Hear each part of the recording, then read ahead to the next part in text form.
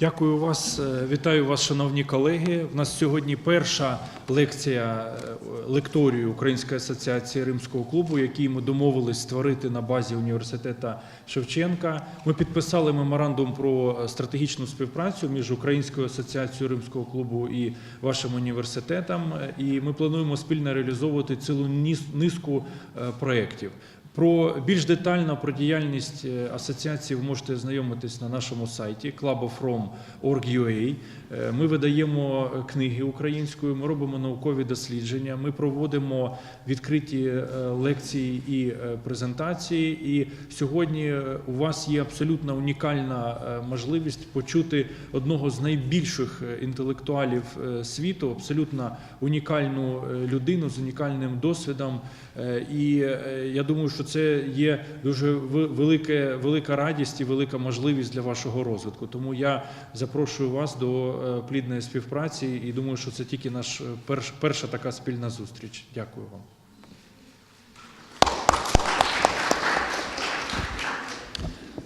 So, Professor, the floor is yours. Okay, I'd prefer to stand if I can. Okay. Can I? But will it be heard? Можна там включити мікрофон, так? Там включити. Can we switch it there? Yeah.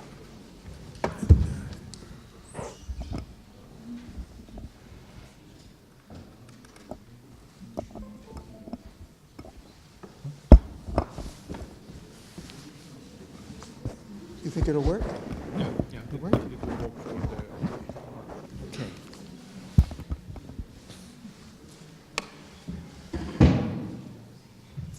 Good morning. Wouldn't somebody like to come up and sit here? You're so far away. Nobody? You have microphones here where you can be heard? Nobody? Okay.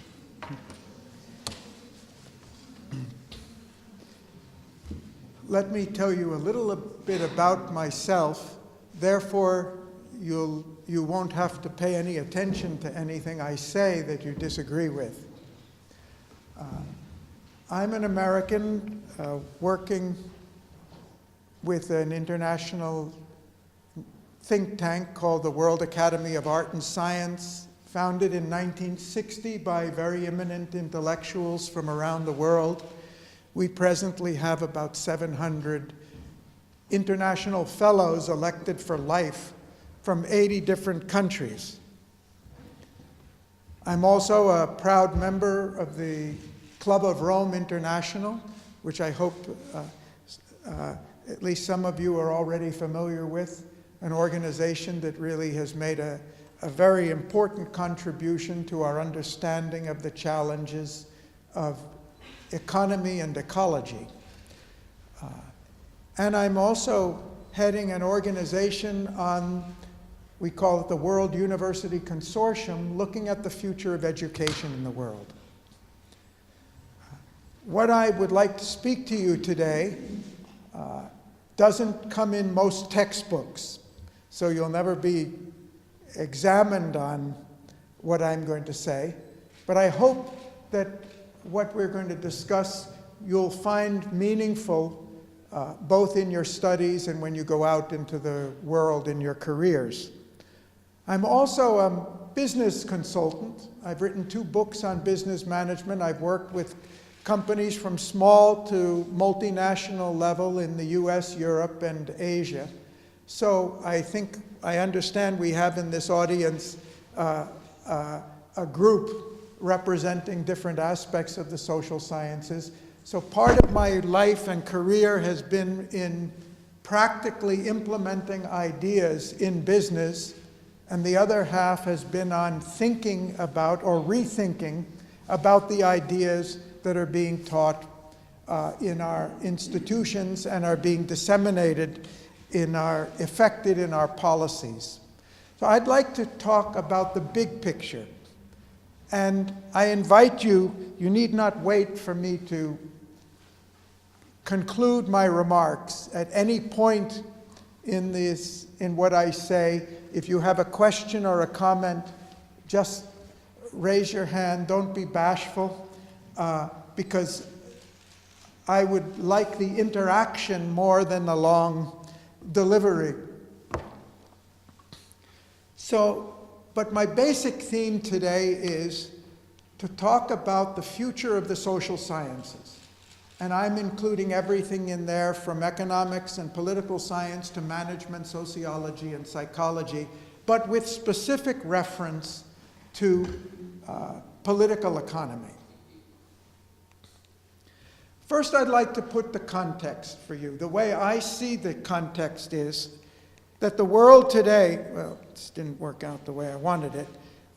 The world today is facing multi-dimensional global challenges. I don't think it requires a lot of elaboration to know that 27 years after the end of the Cold War, in many respects it looks like we're heading to a new Cold War, if not more than that.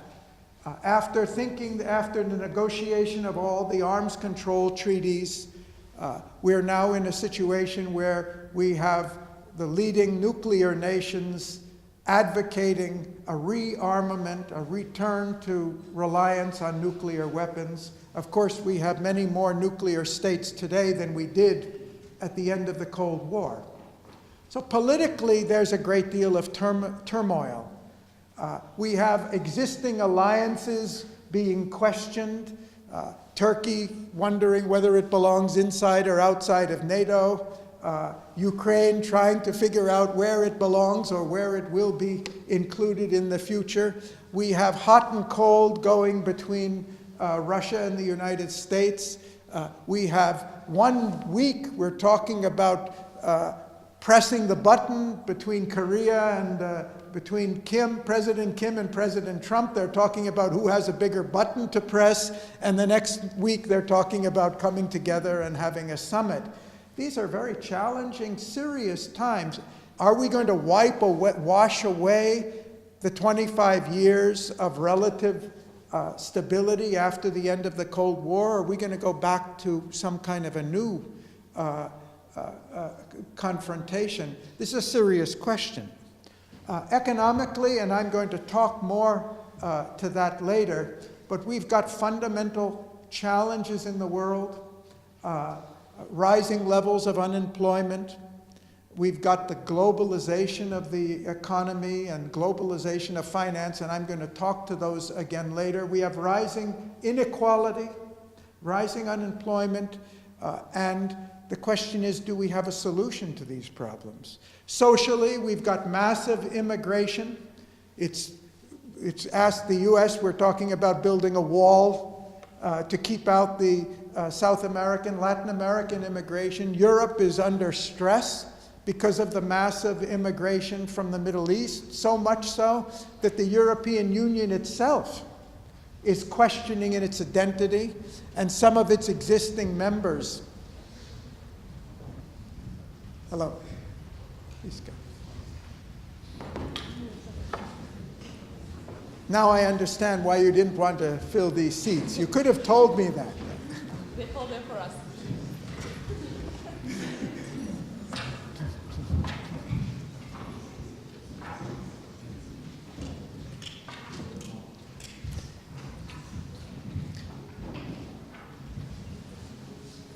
We have major ecological issues. I hope I don't need to speak to those.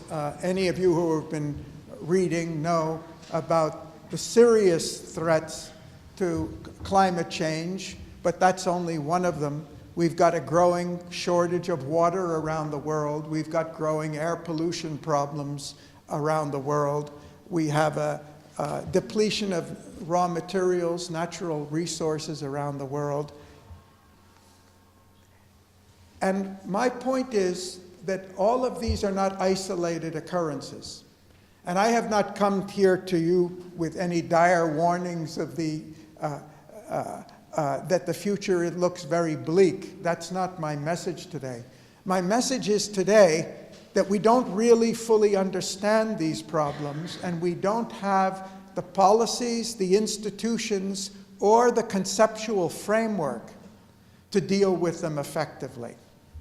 And I want to discuss the conceptual framework, because an enormous amount of effort is going into discussing the policies that would lead us to enable us to implement the 17 Sustainable Development Goals, policies in all different sectors. Institutional changes, of course, in Ukraine, you're really talking a lot about not only policies, but the institutions you need for that. But we think that the discussion has to take place at a deeper level. After all, our institutions and our policies and our actions are a reflection of our understanding of reality, our understanding of the world, the way we conceptualize it. And we think the change needed is more fundamental, that we have to rethink, reevaluate our very conceptions of how the world works and how it's going to work more effectively in future. And that means challenging a lot of the silos, the division of reality into so many separate pieces, as if we can talk about those separate pieces independently from one another. You know, we've had economic theory for almost 2 centuries where the word ecology hardly ever came up, because economics was considered a separate topic. Oh, let the ecologists worry. That's an externality. We're not worried about that. And Club of Rome made its big impact by saying, look, how can we have an economic theory that doesn't look at the limits to our natural resource base? And now we know it's even more complicated than that. How can we have an economic theory that doesn't look at the implications of enormous carbon generation and what it's going to do to the atmosphere and what it's going to do to our infrastructure, our cities, our coastlines in the future? But the fact of the matter is, for 2 centuries, economics was doing pretty well, ignoring the fact that we live on Earth and not in just some mythical economy. And it's not just ecology. The original science of economics was actually called political economy. Because, why? Because it was recognized even 200 plus years ago, at the time of Adam Smith, that the economy you have is a function of the political system you have, the laws you have, the policies of the government you have. They don't exist independently. But during the Industrial Revolution, when it looked like the answers to all our economic problems and challenges were simply to let the economy grow by itself, the economists say, well, leave this political stuff out of the way. Just leave us free, and the economy will take care of itself. So we got economics developing as a separate discipline. And of course, today, in the US, we have about 1,000 subdisciplines that are taught in the natural sciences, in the social sciences, in the humanities. And each of these subdisciplines has become a world to itself, a field of expertise to itself. I was mentioning to the director just before I came here, we were just talking in his room. I recently met a leading labor economist from Yale University, world famous, certainly nationally famous Yale labor economist. And I said, oh, well, you're a labor economist. You know, we've been working on the issue of global employment. I wonder what you think of our ideas. He said, oh, I'm a labor economist. I'm not concerned with employment. I mean, that's how finely we are dividing reality into silos. And the question is that the way reality works?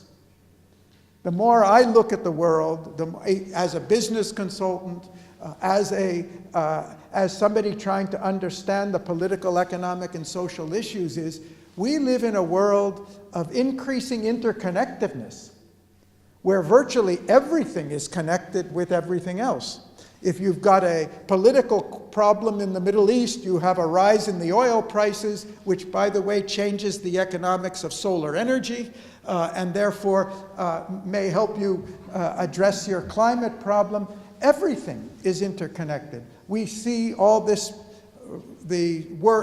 talk going on around how the US elections have been destabilized by foreign powers because of a technology, a social system for communication. Because information is available on Facebook about what our preferences are, so they know what ads to show to, they know who to write to and what to tell them to polarize the society. So how do you separate technology from politics or from the economic issues? They're really inseparable. But we have an educational system, and I'm not talking about Ukraine here, I'm talking about in the world. We have an educational system of increasing fragmentation and specialization of knowledge at a time when we have a world of increasing interconnectedness, increasing complexity. That's why the word complexity is so important today. And yet we're teaching a mode of thinking. We call it analysis. It's very important that we learn how to analyze things.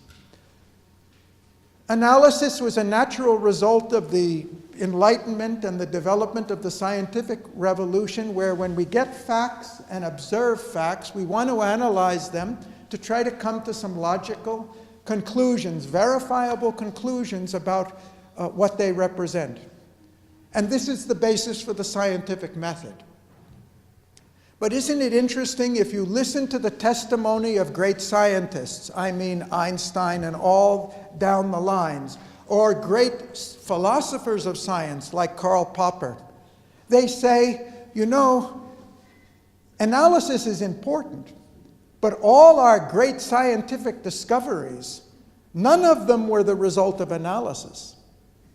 None of them were the result of a linear, logical way of thinking. They were all the result of seeing relationships between things that seemed to be unrelated to one another. It was Newton with his laws of motion who told us something we take for granted today, but wasn't understood before that this object, that it's sitting still at rest, and the same object when it's flying through the air, are actually obeying the same laws. They're the laws of motion, that there's a property of inertia that's overcome by a force, and until that force is overcome, it maintains a consistent velocity. And then we had Maxwell telling us that electricity and magnetism, what could be more different than electricity and magnetism? You can't see the magnetism, we can see the electricity shooting through the sky. You can't feel the magnetism, but you put your hand on the electrical wire and you feel it all right. And yet he told us, you know, these are two parts of the same reality.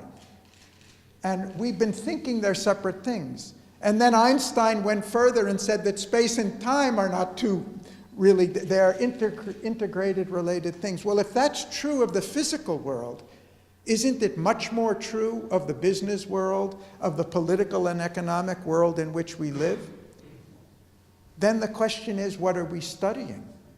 And what is the view, what are we preparing you for in the next generation at a time when the world is changing so quickly? Let me go back to this, because I'd like to put things in perspective.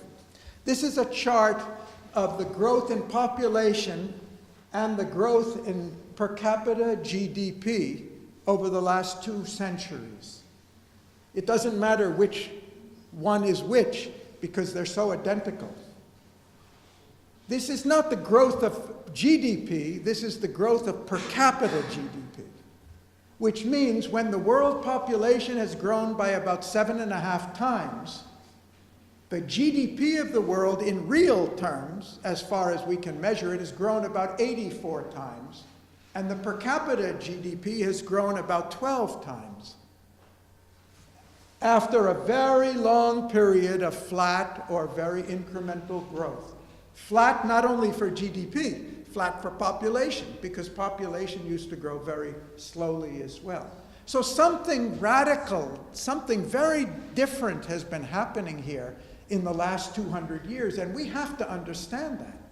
And a lot of our efforts in social science has been focused on understanding what happened and hoping or assuming that we can just keep going up that ladder. until the Club of Rome started pointing out the fact that if you keep going this way, especially with an industrially driven economy, that you're going to exhaust all of the resources of the earth, one. Then, and now we know, you're not only going to do that, you're going to destabilize the whole climate, you're going to destabilize the agriculture of the world, you're going to have drastic impact on the boundaries, the coastlines, and so forth. So we can't any longer assume that this curve is going to continue the way it is just because it was there in the past. Well, what do we know about that? Well, if I were an economist, I would proudly say that this is the power of economics. We have done this through sheer economic power and the knowledge of mainstream economics. And our knowledge in economics is the knowledge derived from running this 12-fold growth in per capita GDP. But I think that's a little simplistic. What has really been responsible for this phenomenal progress of humanity over the last 2 centuries? Well, I've listed some of the factors that I think are really important. We couldn't imagine this have happened if it hadn't been for the spread of democracy.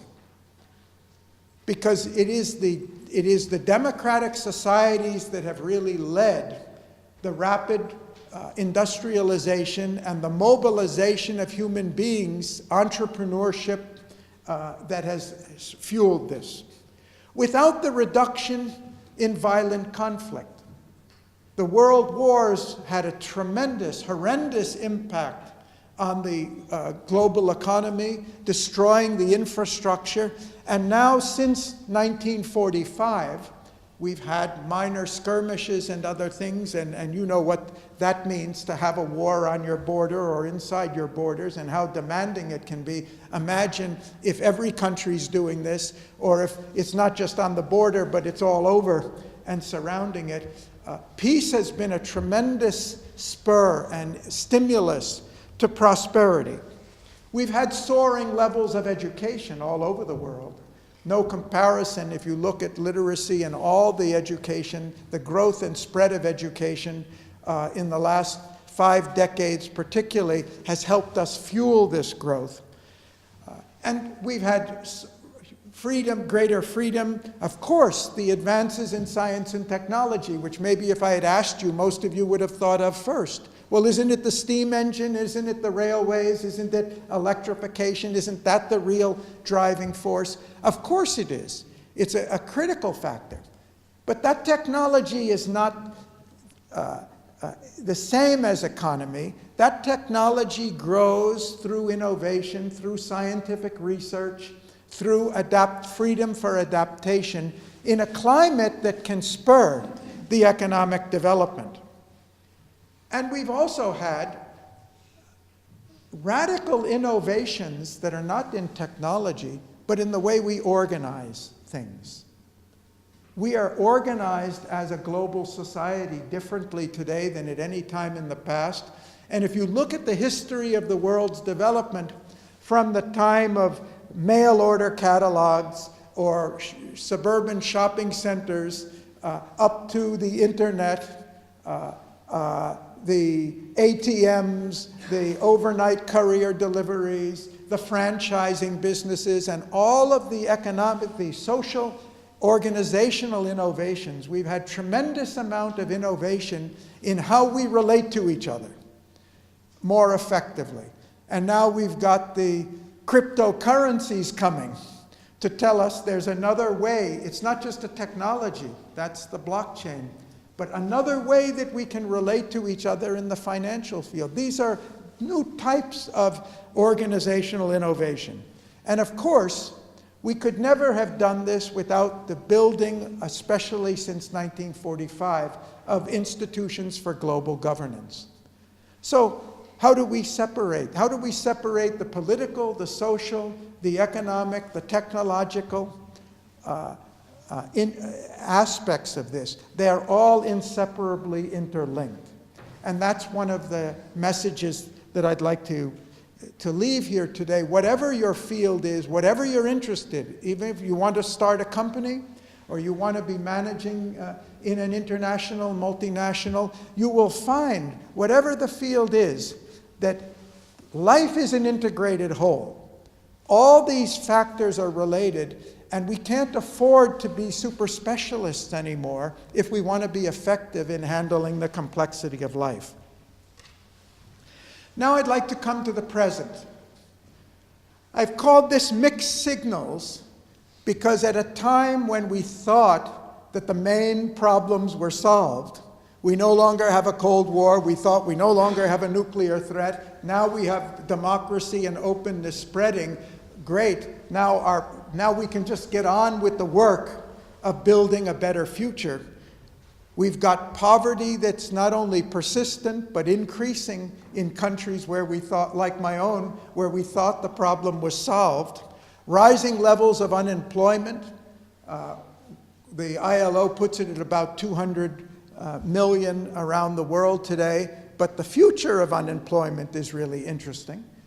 Because if you listen to what McKinsey says or World Economic Forum says, in another 30 years or so with the fourth industrial revolution, we may not need 50, 60, 70% of the people who are now employed in the existing occupations because technology, automation, robotics is going to take over. And whether you believe those percentages or not, it certainly raises a question. What does our economic science and our political science and our social science in general tell us about how we're going to manage a society where maybe we already have 50% youth unemployment in some countries. That's your generation. How are we going to manage the society? What does our theory tell us? What does our social science tell us about how we manage a viable society, even if robotics can do everything they're purported to be able to do? How are we going to eat? How are we going to maintain ourselves? How are we going to have basic human fundamental rights? These are fundamental questions which are not on the forefront, not only here where you're worried about how to deal with the transition to the West. It's not just here they're not being discussed. They're not being discussed in most places in the world. We're so busy with the business as usual. You're so busy with trying to solve the problems of land reform or corruption or whatever, or rule of law or judiciary or increasing your foreign exchange reserves. But this is the context, and this is a real context for you because you're all going to be around here still in your careers 20, 30 years from now as these things change. So shouldn't we be thinking about them now? Shouldn't we be discussing them now? Shouldn't we be reconceptualizing our view of how the world works when we can? After 1990, when the, quote, the Cold War ended, what happened was we had a sudden opening of the whole global society. And also, of course, and mainly the global economy. And there were several impacts of that. One of them we expected, and that was an increase in world trade. And there's been a dramatic increase in world trade, especially after the founding of the World Trade Organization. And that was the philosophy, the economic philosophy is free trade, no tariff barriers, and we're all going to be more prosperous. And up until a couple of years ago, America and Britain were leading the road on this. We were the advocates of the free trade, and now Mr. Trump is saying we're going to raise tariff barriers because this free trade, we don't like it anymore. It's not all working in our favor anymore. Well, this is a fundamental challenge to the prevailing theories of neoliberal economics. And what is happening to our theory? And why does he say that? Not because he's a great theoretician, because he knows there are a lot of disgruntled people, working class people, who have lost their jobs, and a lot more who are afraid of losing those jobs. And how long will it take? not only here. Why did the problems, the resistance to immigration from the Middle East start in Hungary and then in Poland and other countries? Because of fear of displacement, losing their jobs. What does our economic theory tell us about that? And what type of social theory and social policies do we need to handle immigration if immigration is related to employment, employment is related to incomes, incomes is related to political conditions and political stability, and whether or not our people want to be part of the EU or they want to pull up and erect barriers. In other words, they're all related to each other. But it's not just trade that has opened up. We have what I'd call a wild west of finance, and I mean wild west is what we had in the US. I'm a Californian. In the 1849, when gold was discovered and the gold rush came, and people dropped everything on the East Coast and rushed west, gave up everything to go and dig for gold. And some people made fortunes, and a lot of people just lost whatever they had. But everything was unregulated. We didn't even have a police force for law and order at that time. You not only had to find the gold, you had to safely hold on to it before somebody took it away from you. Now what do we have? We have a wild west at the global level. We have unregulated, relatively unregulated global financial markets. Money is moving out of the countries into the global arena where it's not regulated. We've now got, I forget the figure, but the hedge fund, the shadow banking alone has something like, it'll come $30-40 trillion in resources. A lot of that internationally, where it can't be taxed by any national government. But we don't have the institutions, thank you. We don't have the institutions of global governance to handle a global economy. One of our fellow members at the Club of Rome and the World Academy, Hazel Henderson, calls it a global casino. You know today that only about 20% of the world's financial resources are being invested in the real economy. And by real economy, I mean the economy that actually produces things, employs people, and meets human needs. And the other 80%? It's circling the world looking for higher rates of return. And now for those of you who are in business, you're studying the philosophy of shareholder value, that the real purpose of a corporation is, to enrich the shareholders. And if we can enrich the shareholders in a way that doesn't create any jobs, which means we don't have any problem of labor and we won't have the cost of labor, if we can enrich the shareholders in a way that doesn't produce anything, which means you can't lose much if you're not producing anything, you cut your costs dramatically. If we can produce more money simply by investing speculatively at the global level, which, by the way, may destabilize the global economy, but we'll try to be smart enough not to be where the stabilizing effect comes.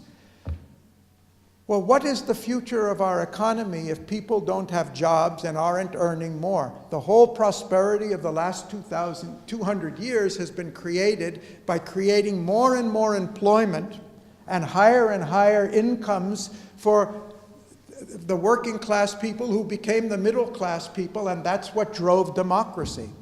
Can democracy survive if the middle class thins out and wanes? All the theories of democracy say democracy thrives with a strong and growing middle class. But we've got economic policies being followed today on a wide scale that are threatening that middle class with higher and higher levels of unemployment. I repeat, I haven't come here to dishearten you, to frighten you, to disillusion you. I'm an optimist about the future. But I'm come here to just try to say, unless what you're studying is studying these issues, and unless the policies and institutions and theories that you're learning are addressing these issues, they're not really going to help you or the world or the institutions you work in address them. And this is as true for businesses as it is for those who are going to go into some form of public service. I did a study 30 years ago about the most successful corporations in the history of American business. And the simple conclusion, overstated simplicity, but real truth in it, the companies that have grown year after year, decade after decade, and are still around after 20, 30, 50, or even 100 years, are those who understood and met a human need, a real need of society, and met it effectively, and they grew with the growth of the society. And all the companies I've ever worked with, I tell them the same thing. Companies don't exist, economy doesn't exist independent of the society. Economy is inseparably part of the society. Society is the basis of our market. Human needs are the basis of our market. And yet we've got an increasing part of our economy that's not related to human needs at all. It's related to simply multiplying the money that's already been accumulated and concentrating it more and more at the level of corporations, at the level of families who don't need any money to spend, who don't need to create any jobs. They're just accumulating power. They're accumulating power which is greater than the power of national governments today. And that's another issue of great importance, which I probably won't have. Let me put it this way. We have come, let's look at the bright side of this. We used to be, a long time ago, out in the jungle. We were gathering and hunting our food and living in caves or under trees or in the trees. And look how far we have come. We have come that after the invention of agriculture, after the invention of language, of course, after the invention of agriculture, after the invention of rural communities, and then towns, and then cities, and then kingdoms, and then empires, and finally the nation state, and now we're trying to go to the modern nation state in a global society. We've made a tremendous amount of progress. Progress in terms of our capacity to meet human needs, our capacity to accomplish things. We can now travel all around the world. Jules Verne wrote a famous book, Around the World in 80 Days, and today we laugh at that. Why would anyone take 80 days unless he was on a tour? We can go around the world in less than 80 hours now. We talk about, why, the US presidential elections are in the first week of November and our presidents are inaugurated in January. It used to be they were inaugurated in March. And I used to wonder why that was. The reason was that it took a month or more to get the election results from California to Washington to be counted, and then the results had to be transmitted back so people would know whether they were elected to Congress or not. Things were so slow. Now, at 12 midnight, we know who won the election the same day, and we know it all over, and the whole world knows it at the same time. Well, what is this? This is power. This is a power. It's not the political power. It's a power for transportation. It's a power for communication. Our power for education. This fantastic invention we have that we can take the cumulative knowledge of humanity over thousands of years and pass it on as a free gift or a very inexpensive gift to the next generation.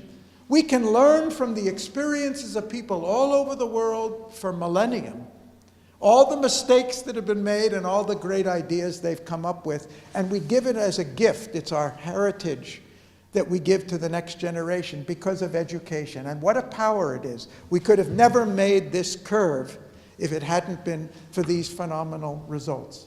So if you think about society, everything in society is a different form of power. Power that comes from human beings working together, relating to each other.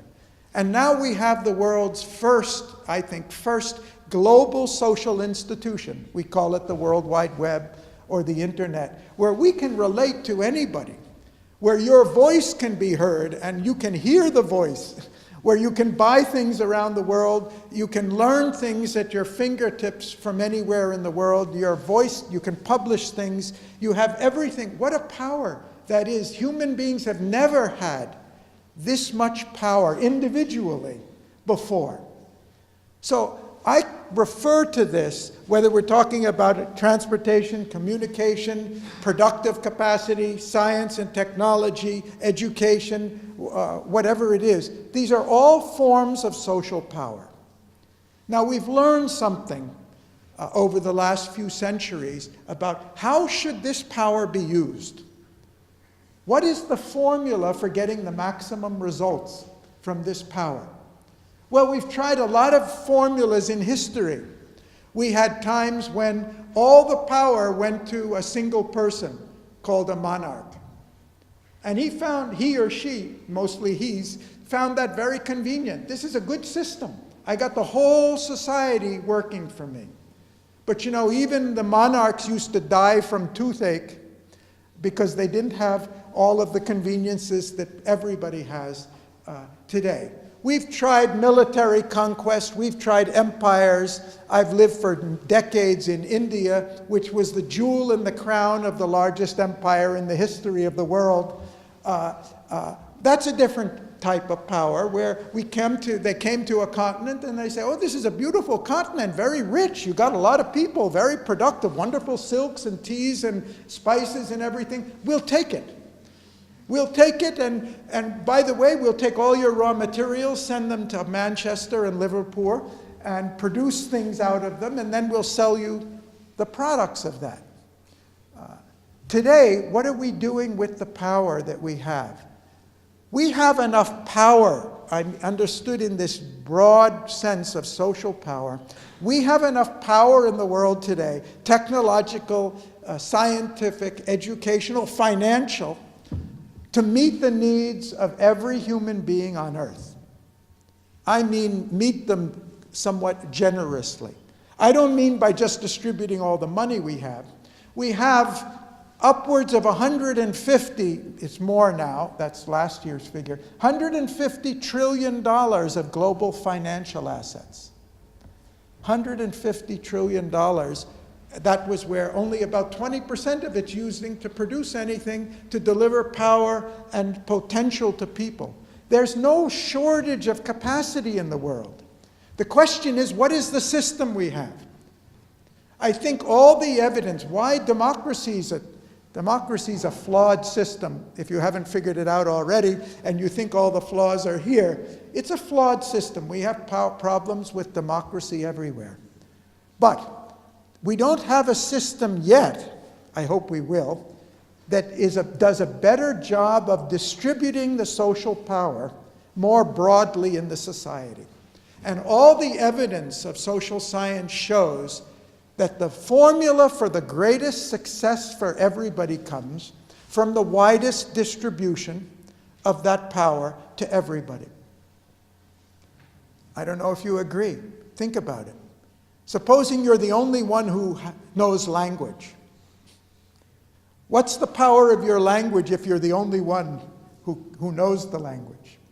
Whether you want to speak and communicate or you want to write a book and have somebody read it, the more people who know the language, the more power you have because they have it too.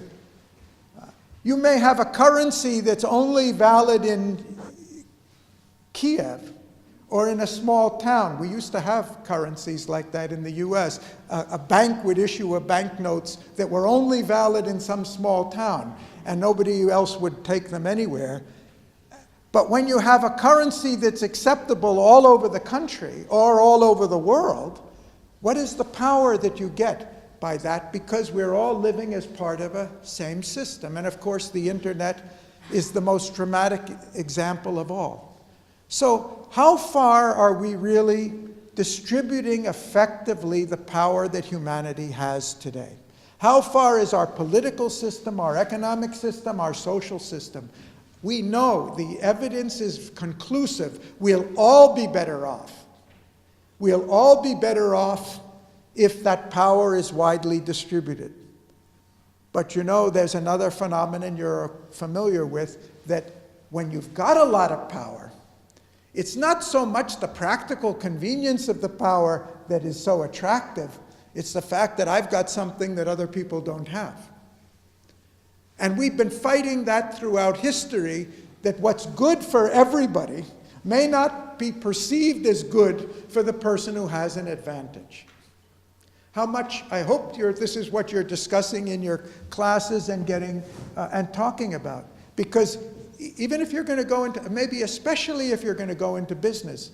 You know, I went in and did a study of Apple Corporation in 1984.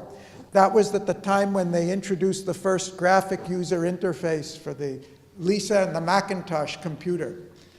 And we had studied top companies around the US, and when I was leaving, my co-author asked me, if you had to invest your money for the long-term future in one of the companies that we've been in, companies like IBM and Coke and Intel and all, which one would you put it in? At that time, Apple was the smallest of the companies. They were only a $2 billion, considered almost a startup at that time. I said, long-term, I would put my money in Apple. They said, really? You think Apple? You think they'd have a chance? They have only 15% market share. IBM and Microsoft, they're dominating the market. Nobody thinks they have a great future. No, I think so. 6 months later, Apple fired Steve Jobs, threw him out of the company because he was a lousy manager and he was disturbing the board of directors.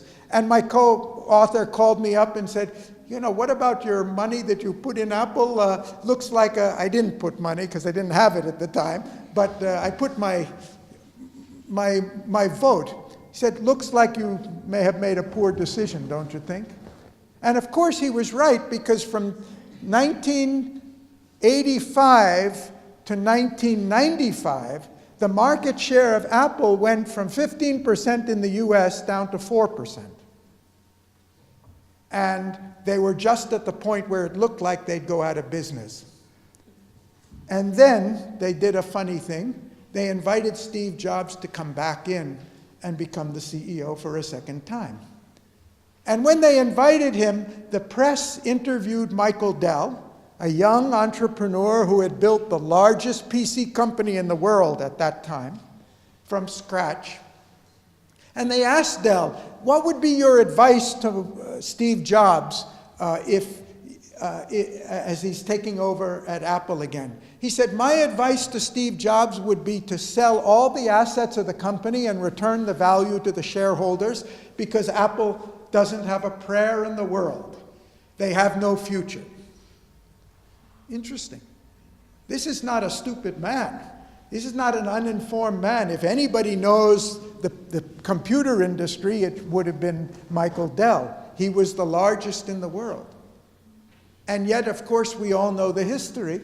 Jobs went on, he introduced the iMac, and then the iPod, and then the iPhone, and then the iPad, and built this into the most valuable company in the history of the world. Now, the interesting thing about this is, how come none of the financial analysts saw this? You who are studying management, if there are some in the room, what have you learned that would have made you conclude something different than what Michael Dell saw? Michael Dell was following common sense, good management, and economic principle. Look at the balance sheet. Look at the market share. Look at the market trends. How is Apple going to compete with low-cost PC makers making a computer that's available in components from China and Taiwan at very low cost, Korea at low cost? Apple has specialized components made just for them. The cost is higher. How are they going to compete in the international market in future? Because he looked at Apple as a PC maker. But anybody who knows the history of Steve Jobs and why he started Apple and why it grew successfully the first time was, he's not in the computer business. He's in the business of meeting human needs. And I remember when the Macintosh first came out, He said, they had a famous ad, you can look and find it on YouTube, a Super Bowl ad from 1984. He was talking about a product that empowers individuals. It empowers the individual, not a computer that's going to remove you and eliminate your job. Here's a computer that's meant to empower you, to make you a more fulfilled, effective individual. Well, Michael Dell was correct. There's a limited market for computers. And if your computer is no better than anyone else's, the low-cost model is going to prevail. But what's the limitation in the market for human empowerment? How many of us have enough? Can we ever get enough? Can we ever get more of a sense of our own capacity, our own importance, our own capacity to reach out, whether it's in work or other area? In other words, Steve Jobs was in tune not with an economic financial market, he was in tune with a social need. A social need which was growing all over the world. When he started in the 90s, in the 80s, it was a market in the US, and today it's a global market. And today everywhere in the world, people want to be empowered with their iPhones and other products. So management is not a question of low-cost production alone. That's only the fundamental of it. So I've been rambling on for a long time, and I don't even remember when we started or how much time we have left. But I have a lot more that I would like to share with you, but I'd like to open it up at this point, whether you're confused or disagreeing or anything. If any of you would like to say something or ask something, a discussion would be good.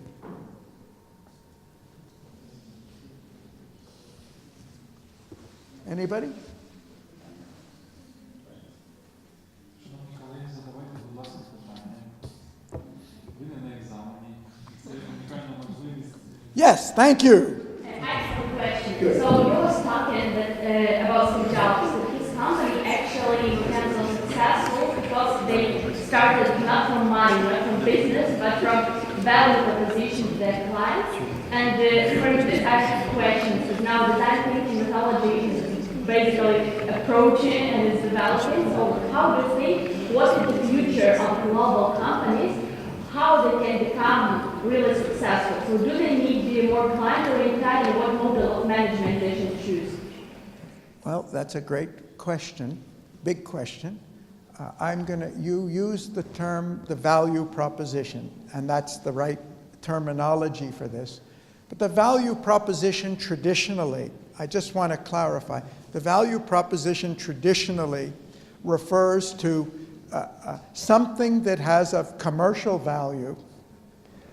And I purposely gave you the example of something so intangible that it's very difficult to put a value on it, a price on it at all. And something that has no limitation to it, because I believe, and my experience and observation confirms, that our aspiration, our fundamental human aspiration is for growth and development, creativity and self-expression. And the more we get, the more we want. Because it's self-rewarding. It doesn't matter what we do with it. It just feels better. We feel more secure, we feel more confident, we feel more competent, we feel like better person. So he tuned in, yes, it was a value proposition, I agree with you. But he tuned in not to a limited value proposition of how much food I need or what size house I need.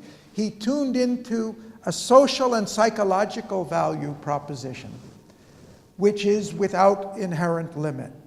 Now look, today, even in, as I mentioned, I've been living and working in India for many years, and even there, when I went there first in the early 70s, I saw a lot of people who only had enough cloth to cover, one piece of cloth to cover their bodies, and a lot of people were very thin. Today, where I live, it's very hard to see anybody that doesn't look like they're overeating and having plenty of clothes.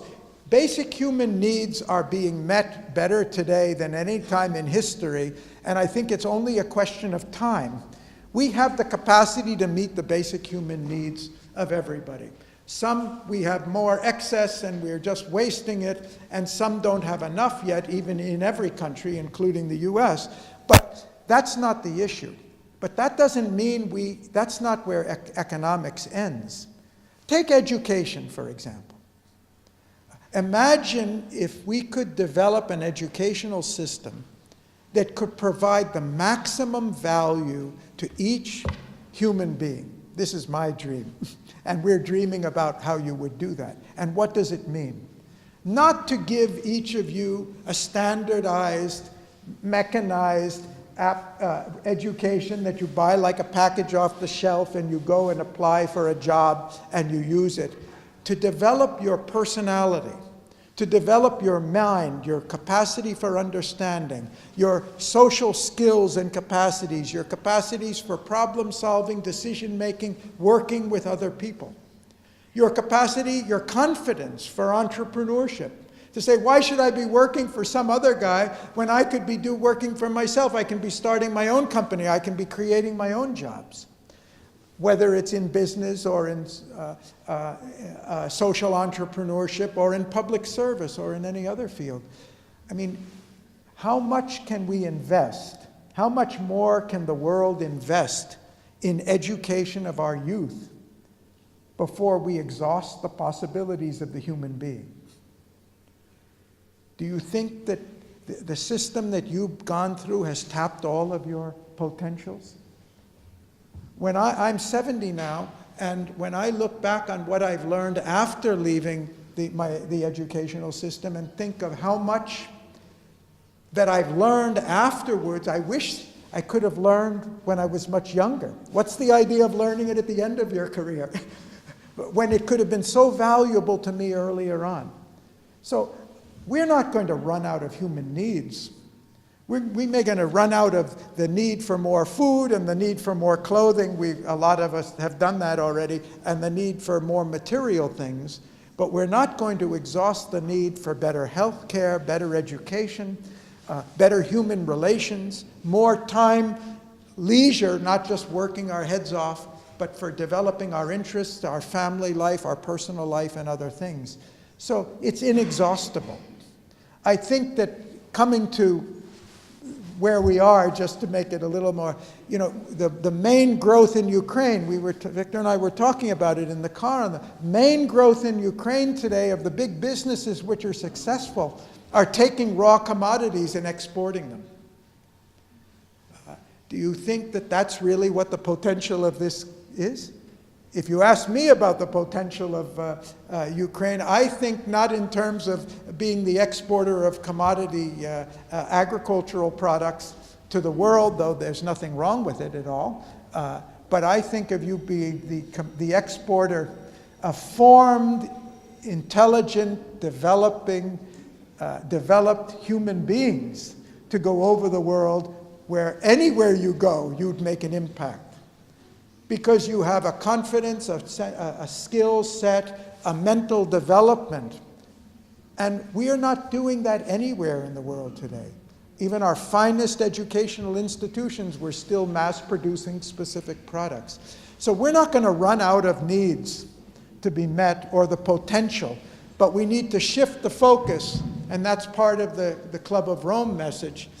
The future of humanity is not by an overexploitation of our natural resources. It's by a full development of our human resources, of the human capacities, and we have hardly started. I mean, we've been able to take sand, raw silicon, one of the most common minerals on the earth, and we've been able to make it into computer microprocessors that can do fantastic things. It's sand.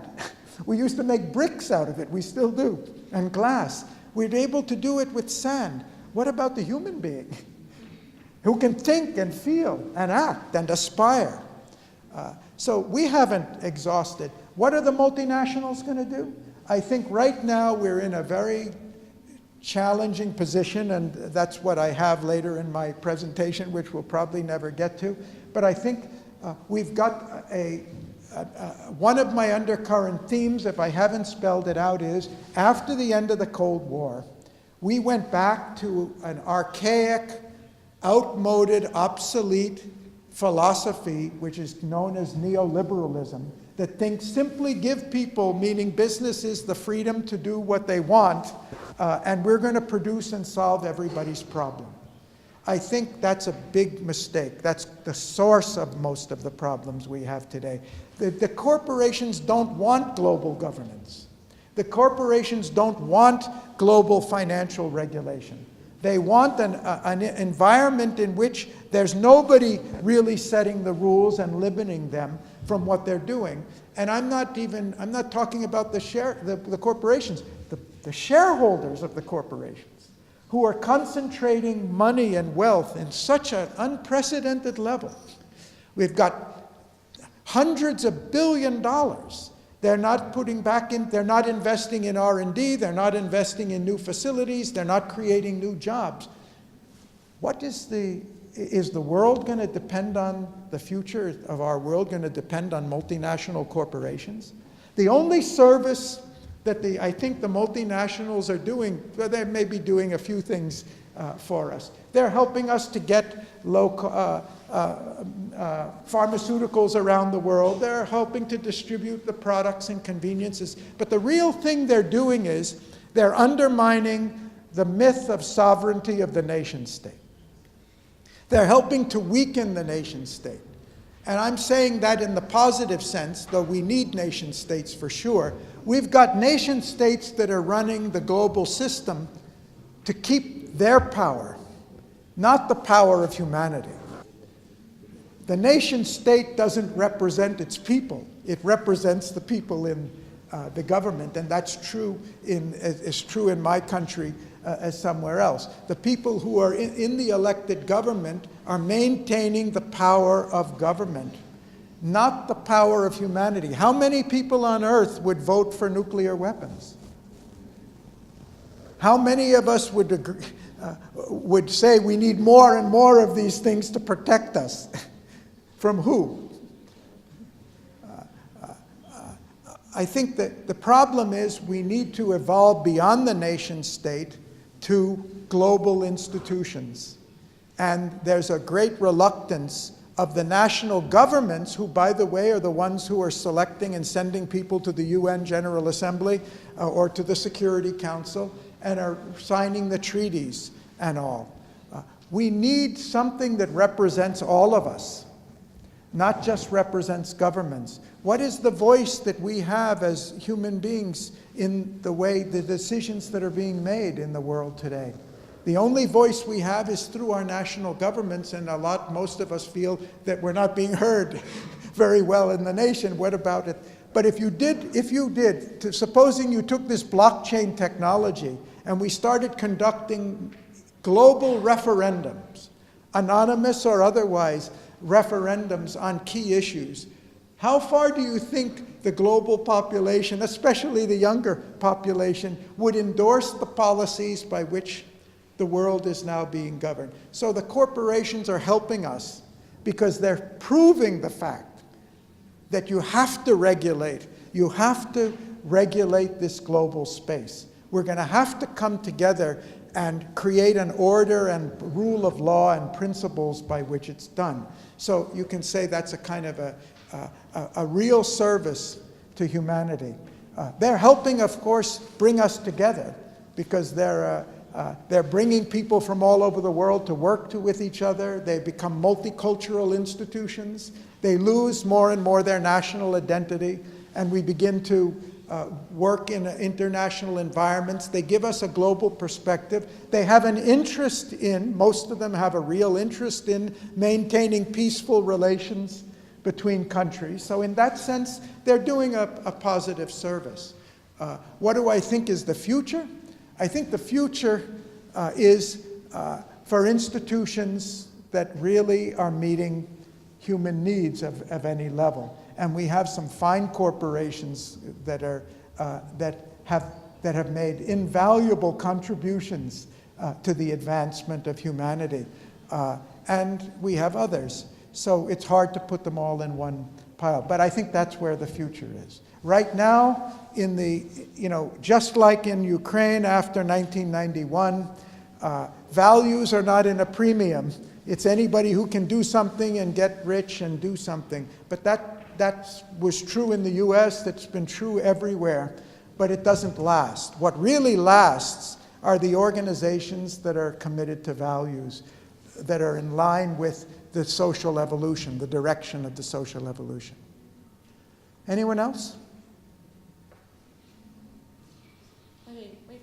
Yes. Okay, I have one more question. You have mentioned that the corporations now are for the investment. Actually, the corporation, the main purpose of corporation is to earn the money and actually to earn the revenue for their shareholders.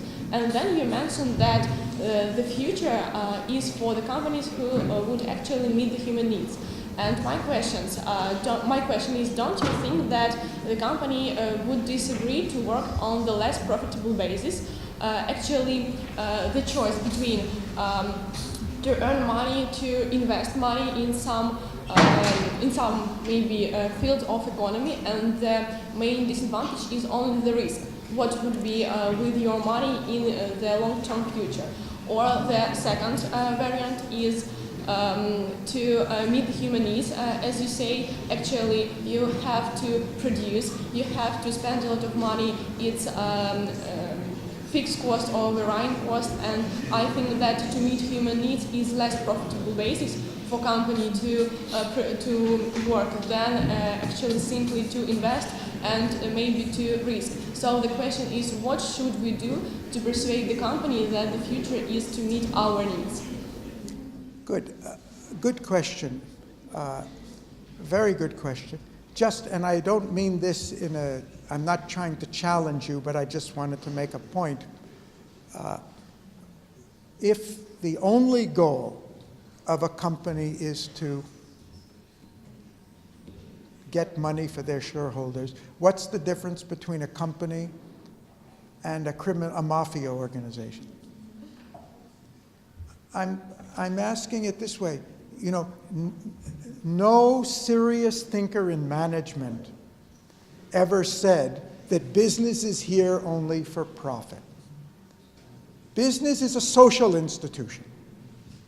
And business is created by society. It's we means our society has created business. Why? To serve us. Why do we have government? Why do we have education? If our educational institutions, why shouldn't they all be just for profit and nothing else? And it doesn't matter whether we're teaching you the right thing or the wrong thing or the true thing or the false thing, as long as we make money at it. What's the difference? That's what I mean in putting economics back in a social context. Economics is a part of society. Society is represented by human beings. Human beings have needs. I've covered only about 8 slides out of 40, and that's fine. But because we've worked on the answers to this, I've been posing the questions. But the first thing we've said is, you can't have a valid economic theory that is not based on values. Economics is not a physical science, and this is what they've tried to make it. And a lot of the contributions to economics have been made by physicists who took the mathematics from physics and applied it here. Karl Popper, the famous philosopher of science, says, beware of misguided naturalism in the social sciences. Meaning, don't try to apply what's true for nature in the jungle to human. Economics is a human science. It's not the laws of nature. The economy is not following universal laws of nature. These are man-made, human-made laws. We decide how economy works. We decide whether it makes a few people rich or it creates prosperity and security for everybody. It's our laws that do that. It's the way we make the market economy work. There's not one type of market economy. You can have hundreds of different versions of the market economy. We do have, according to how important it is to meet social needs and how important it is to just let people do whatever they want. But fundamentally, economics is a social institution, like banking. If it's not serving the society, why should it be there? If the military is not there to protect us, or the police, why should we have it? Business is not a privilege. It's not a separate thing. It's an outgrowth of society. It uses our roads. It uses the technology. It uses our power systems. It uses our laws. It uses our courts. It's there to benefit society. And you know, if you study the history of business, you'll find it very hard to find any great entrepreneur in history saying, I'm only here to create benefit for my shareholders. I'm here to serve the customer. I'm here to create prosperity for my own people. Henry Ford, who was not a great idealist, he doubled the salary of his factory workers because he said, how will they be able to afford to buy my car unless they're earning a decent wage? 120 years ago, Julius Rosenwald, he became head of a small mail order company called Sears, and which was selling products in the rural areas. And he wrote on the catalog, the head of the catalog, money, satisfaction guaranteed or your money back.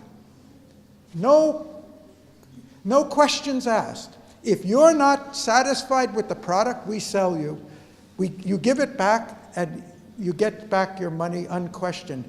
That was in 1900.